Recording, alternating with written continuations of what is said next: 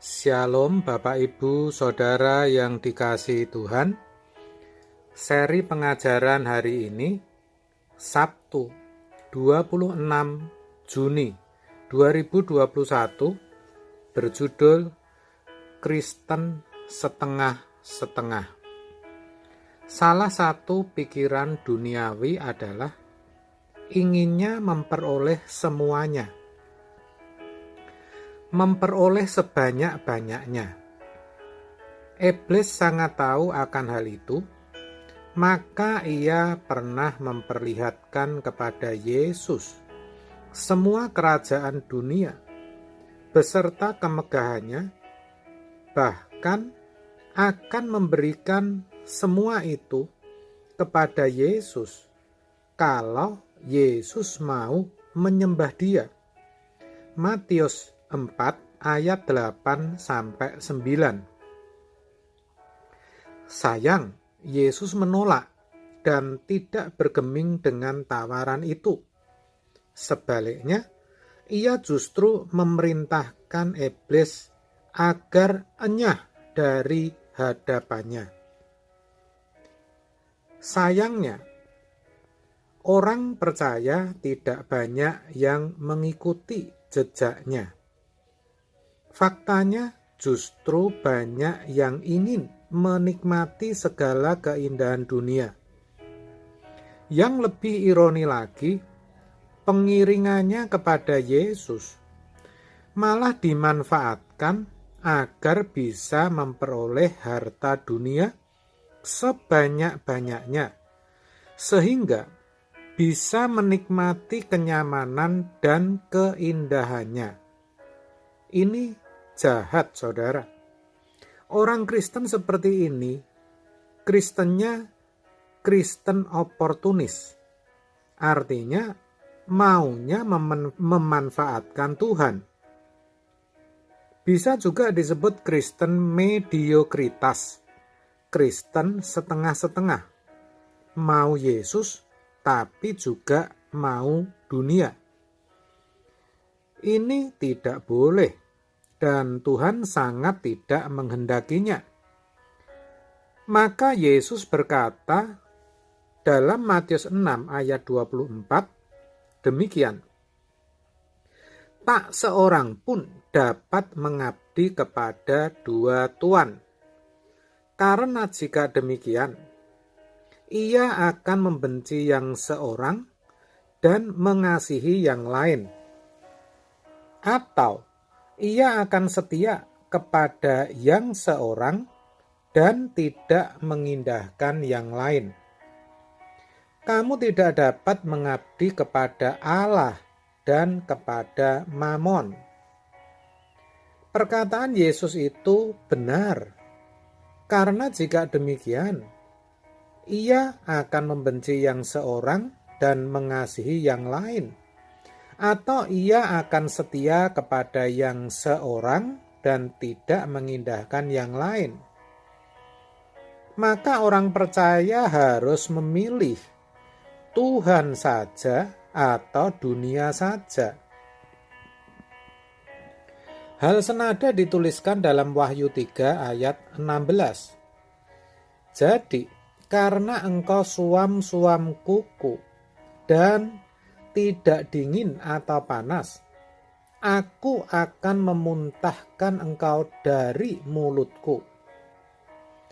Orang yang suam-suam kuku, tidak dingin dan tidak panas, itu orang Kristen yang setengah-setengah atau mediokritas. Ikut Tuhannya tidak sungguh-sungguh. Kalau diuntungkan, ya ikut Tuhan. Tapi kalau harus menderita, ya lebih baik pilih dunia.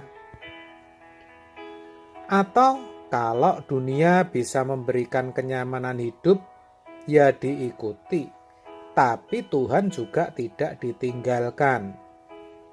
Pendek kata, mana yang menguntungkan, itu yang diikuti. Mau Allah, tapi juga tidak menolak Mamon. Inginnya mau kedua-duanya. Coba kalau saudara melihat ada orang yang mendua hati seperti itu, saudara katakan apa? Mungkin saudara akan berkata, kurang ajar itu orang. Mungkin begitu, bukan? Atau saudara akan berkata, kok ada orang yang jahat seperti itu? Tetapi kalau mau jujur, ada banyak kita di wilayah itu. Itulah kebanyakan kita. Kitab Wahyu tadi mengatakan orang seperti ini akan dimuntahkan dari mulut. Artinya kelak akan ditolak Tuhan. Meskipun sesungguhnya Tuhan juga tidak ingin menolak, tapi memang tidak ada pilihan. Maka Tuhan Yesus menegur dengan keras dan berkata, kamu tidak bisa mengabdi kepada dua tuan. Matius 6 ayat 24. Tadi sudah kita baca secara utuh.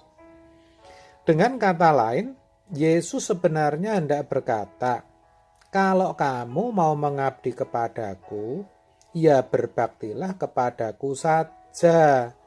Jangan membagi hati, jangan mendua hati, jangan setengah-setengah. Kenapa Yesus sampai berkata begitu? Karena kalau kita mendua hati, kita tidak mungkin bisa memiliki Dia. Allah kita itu pencemburu. Keluaran 20 ayat 5 jelas mengatakan, jangan sujud menyembah kepadanya atau beribadah kepadanya. Maksudnya kepada Allah lain. Sebab aku, Tuhan, Allahmu, adalah Allah yang cemburu, yang membalaskan kesalahan bapak kepada anak-anaknya, kepada keturunan yang ketiga dan keempat dari orang-orang yang membenci aku. Saudara, di sini dikatakan orang yang mendua hati itu orang yang membenci Tuhan. Wah, celaka saudara kalau kita termasuk orang seperti itu. Keluaran 20 ayat 3, ayat sebelumnya juga mengatakan, jangan ada padamu Allah lain di hadapanku. Jadi jelas sekali bukan? Sebab itu melalui kebenaran ini saya ajak saudara semua, khususnya yang masih ada di wilayah ini, untuk bertobat. Jangan lagi jadi orang Kristen hanya karena ingin memperoleh berkat-berkat jasmani saja, atau fokusnya hanya pada pemenuhan kebutuhan jasmani. Jangan, saudaraku. Ingat firman Tuhan yang mengatakan, Tuhan mengetahui apa yang kamu perlukan sebelum kamu minta kepadanya. Matius 6 ayat 8. Jadi jangan mempersoalkan berkat-berkat lagi. Sebaliknya, mari kita benar-benar mencari Dia dan kerajaannya, sampai kita menemukan dan mengalami Dia. Percayalah itu yang terbaik.